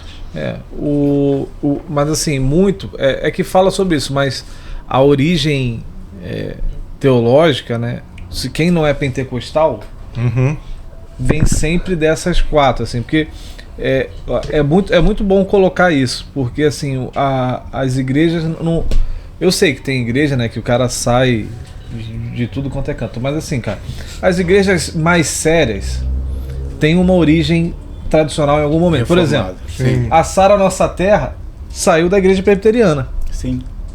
Né, o bispo Robson era um grande líder de jovens, como aconteceu com muitos reformadores dele, começou a ter movimento de jovem, oração, não sei o que, foi expulso. Aí começou a Sara. Sim. Por exemplo, a nossa igreja é fruto da congregacional. Muitos que você vê, por exemplo, o Brasil teve um movimento de comunidade na década de 80, 90. Sim. Cara, muito origem batista, muito origem metodista, presbiteriano. Então, existe até hoje... Maranata, saiu da presbiteriana. Exato, existe até hoje. Eu acho que é bom a gente trazer isso, porque, assim, existe também uma sensação, principalmente no campo reformado, de um sectarismo muito grande. Sim. Nós somos a igreja pura e todo mundo... Eu não acredito nisso. Também não. Eu acredito que, cara, você pode ter tido uma origem histórica ou não, mas uma igreja verdadeira não é a origem histórica dela. Sim, sim. É a origem em Deus que ela tem. Que ela se propõe a fazer, Isso realizar. Isso aí. Se ela tá baseada na Bíblia. E eu acho que pra gente... Eu acho que a gente conseguiu falar bastante, né? Bom episódio. Né? Posso falar uma coisa que eu acho muito importante, que eu finalizei a minha aula? A gente sempre pergunta e faz esse questionamento. Será que necessitamos de uma nova reforma? Né? Porque esse contexto, aí eu perguntei na minha aula domingo, estamos vivendo um contexto de indulgências? Estamos vivendo. O que é indulgência hoje? É isso que está na tua mão aí. Não, varão. Isso aqui eu comprei na padaria. É a garrafinha d'água, é o lencinho, é a campanha, é até um dízimo onde as pessoas são orientadas com barganha. Isso tudo são posturas indulgentes. Sim. São posturas indulgentes. Aí pós-reforma, que eu falei, até indiquei o filme, nós protestantes queimamos bruxa também. Sim. Nós protestantes escravizamos. Os anabatistas foram todos assassinados pelos próprios protestantes. Sim. Né? Nós guerreamos contra correntes diferentes do protestantismo. Então, a gente sempre tem que estar atento com esse frescor. Eu acho que, não sei, muitas pessoas precisamos de uma nova reforma porque se dividiu muito. Eu acho que não. Mas a gente tem que estar muito atento no curso histórico, teológico, comportamental que a igreja eventualmente toma. Sim. Né? Aí falei também, nossas igrejas não tem mais, mas continuamos a idolatrar tantas coisas. Sim. Idolatramos nossos líderes, idolatramos políticos. Mas quando você começou a falar isso, a ideia era tipo para os dois, tá? É legal, o Marcelo vai continuar, o Paulinho também responder essa. Como a última pergunta dentro da ideia que tu tá falando, qual é a importância e a relevância da reforma nos dias atuais? Porque tem a ideia de como, tipo assim, precisa-se ter uma nova reforma. Mas se a gente pensar, não precisa ter uma nova reforma. É só viver o que a reforma já fez lá atrás. Sim, o que ela então, gerou. qual é a relevância e a importância, com uma mensagem final pra gente, de qual a importância da reforma nos dias que nós vivemos? Porque a gente já viu qual foi a importância para eles lá. E como é que vai chegando até a gente. E pra gente, cara? Como é que fica a importância da reforma pro que a gente vive hoje, na nossa realidade? Bem, eu acredito que a reforma, cara, ela foi muito importante por tudo que desencadeou, todo o benefício que se veio para a humanidade, de forma geral. E para nós, nos dias de hoje, ela é importante porque nós temos que trazer à memória tudo isso e, sobretudo, não repetir os mesmos erros. Eu sei que, por exemplo, a gente não pode não chegar ao ponto de matar alguém, né? Como a gente citou exemplos aqui, mas eu vejo... Mas podemos matar alguém teologicamente. Isso que eu ia falar, a gente pode matar alguém teologicamente, a gente pode matar alguém espiritualmente, cara. Sim. A gente pode enterrar sonhos, entendeu? Sim. Pessoas que têm grande potencial em Deus e a gente acabar enterrando essas pessoas. E sem falar que tudo isso que a gente viu na história da humanidade, né, história da igreja, a gente vê, na verdade, que cara, são erros que não devem ser repetidos, né? Sim. Então, hoje nós temos a responsabilidade, né, de ter esse espírito de unidade, como o Daniel falou. Esse espírito de unidade, sabe? O que nós podemos fazer que coopera pro propósito de Deus, reunir pessoas, reunir famílias, sabe? Pessoas que vão ter uma vida, sabe, dedicada a Deus, devota ao Senhor, mas que sempre vão ter esse cuidado, essa responsabilidade, né? Aquele que está de pé, cuidado para que não cai. Sim. Aquele que, né, vai ceiar, ele analisa a si mesmo, mas não deixa de ceiar. Não faz acepção de pessoas. Não, sabe, ele não tá se privando de dividir o pão com o irmão. Sim. Muito pelo contrário, ele espera todos sentarem à mesa para poder partir do pão. Então, hoje, cara, a reforma para nós, assim, ela é de grande importância, porque a gente vê a origem, né? Mas a gente também dá uma continuidade como Atos, né? Sim. Como Atos 29. Nós somos esse Atos 29. De dar continuidade àquilo que a igreja começou, aquilo que Cristo começou. Só que com esse cuidado de não querer ser reformadores, esse cuidado de não querer chegar na casa de alguém, sabe, e querer mudar tudo. Mas ao invés de querermos, sabe, mudar tudo, mudar pessoas, que possamos mudar nós mesmos primeiro. Para conquistar ouvidos, primeiro temos que conquistar os corações. Então é esse espírito de unidade, sabe, é esse amor, sabe, é esse papel que a igreja tem que desempenhar no mundo, com sabedoria, com responsabilidade, com temor. Sim. Então é isso, é essa a mensagem. Passo a bola para o Marcelão. Eu acho que nós temos ainda muito rudimentos de conquista e poder dentro da igreja. A vaidade ainda impera no nosso meio. Meu avô, na sua simples sabedoria, ele falava uma coisa, duas coisas que derrubam o homem: crédito e elogio. Então nós precisamos ter muito cuidado com isso. Sim. Né? E às vezes com a melhor das intenções. Eu sempre falo, eu estou numa igreja, eu não sou perfeito, erro, entendo que as pessoas podem errar com as melhores das intenções, mas ela não tem consciência disso.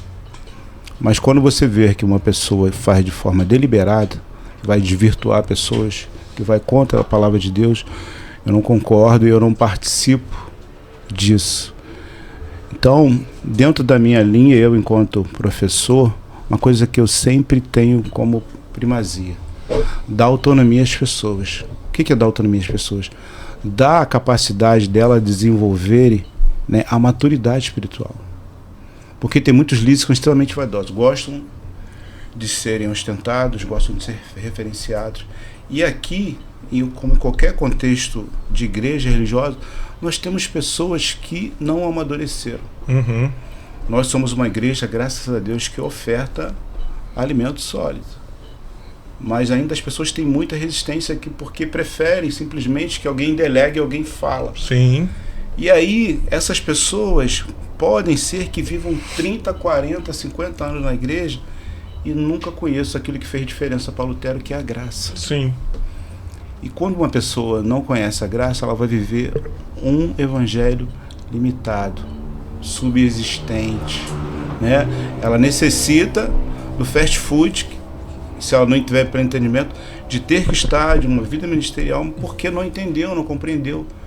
Então, nós, enquanto igreja, enquanto líderes, enquanto temos o poder da palavra, isso é uma responsabilidade muito grande de criarmos pessoas maduras e dar autonomia.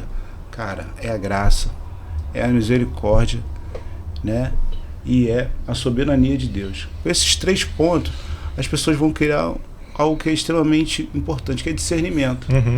Se elas tiverem discernimento e o Espírito Santo, elas vão poder refutar até eventualmente algumas coisas que nós possamos falar errado, com a melhor das intenções. Sim. Aí nós teremos crentes maduros, não teremos crentes tão suscetíveis, tão vulneráveis, né, que balançam, que se aborrecem, que esperam que nós sejamos perfeitos, que naturalmente vão entender que nós somos representantes de Deus, por estarmos às vezes com o microfone na mão, não podemos errar. Então, esse é o cuidado que nós devemos ter. Apresentar um Jesus gracioso, a nossa igreja, a nossa Amém. casa, ser uma mesa aberta para todos que estejam dispostos a aceitar esse Cristo. Porque, sempre falo, ainda estamos apresentando um Deus tenebroso, um Deus cruel, né? Em muitos lugares a gente vê isso. E as pessoas têm gerado, ao invés de amor, de atração por esse Deus, ainda geram medo. Né? Então, nós, enquanto pessoas que temos a oportunidade de pregarmos um Deus de amor de fato, né? E promovermos uma intra-reforma entre nós mesmos. Sim. Uma vez que nós temos uma relação íntima com o Espírito Santo, né? Poxa, isso não está legal. Isso eu posso mudar. Posso gerar uma intra-reforma. E naturalmente, quanto mais eu me aperfeiçoo, mais eu melhoro. A gente vai repassando isso para um grupo, para pessoas, para a igreja, para a comunidade. Então, ao mesmo tempo que nós temos um privilégio de sermos interlocutores, a nossa responsabilidade é triplicada, né? Privilégio e responsabilidade. E eu acho que a gente tem que pensar, né? Essa questão sempre, vamos reformular a Bíblia, vamos pensar. Mas nós estamos vivendo uma realidade contemporânea, social, econômica, muito diferente. Então a gente tem a capacidade inteligível de pensar o que cabe hoje, como as pessoas pensam. O que essas pessoas chegam aqui com traumas. A gente chega aqui, tantas pessoas tão traumatizadas. Pô, fiz a campanha de 5 dias. Comprei a aguinha, o lenço, cara. Muita gente foi explorada. É uma indulgência. E essas pessoas, desse contexto ainda é muito explorado.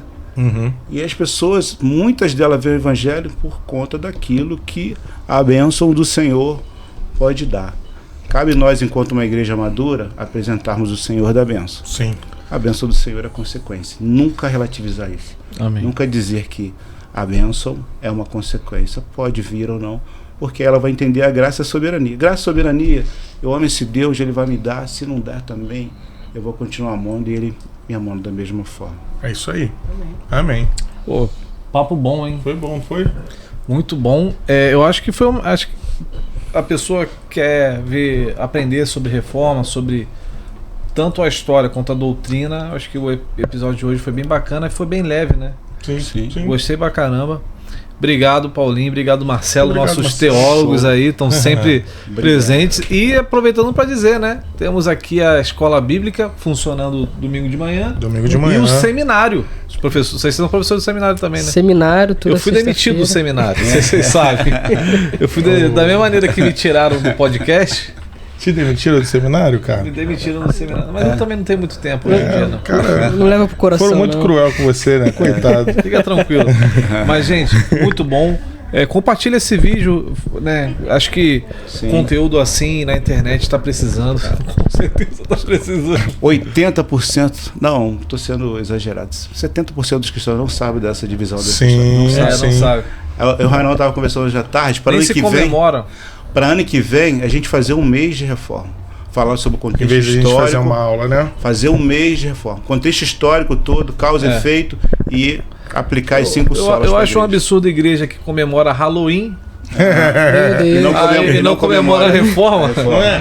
Ainda mais né, no dia 31, né? É 31, não é? É 31, Isso. Halloween é O 31. Halloween é 31. Aí no dia 31 fazem assim, vamos fazer uma coisa temática. Aí não fala da reforma. Mas enfim, gente, obrigado a todo mundo que está assistindo. Compartilha esse vídeo. Nós E te agradecemos. tem que dar Prazer. algum recado? E é isso, gente. Igreja Cartas Vivas. Siga-nos no Instagram, @Igreja Cartas Vivas. Você também se inscreva aqui no canal. Não falamos no início, o pessoal errou.